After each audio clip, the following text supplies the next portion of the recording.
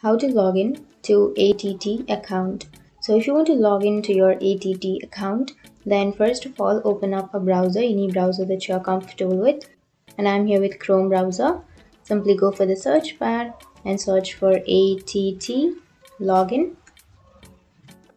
And once you search, now here on the first search you will have www.att.com. You can click on that. And now you can go for sign in, which is here on the middle of your screen. Click on sign in and now it will take you to the sign in page. So to sign into your account, first you need to enter your user ID on the first blank, and once you've entered your user ID, you can click on continue.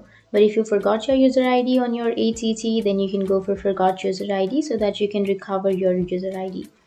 But if you don't have a user ID, then you can create one. And once you've entered, click on continue, and here you need to enter your password. But if you forgot your password, then you will have forgot password option so that you can reset or recover your password. And once you've done that, if you remember, then simply enter your password, and then you can click on keep me signed in if you want to save your login information. But if you don't want to save your login information, then cancel and enter your password and click on sign in. And once you click on sign in, if your information is correct, like if your credentials are correct, then it will log you into your ATT account. So that's it. That's how you log into your ATT.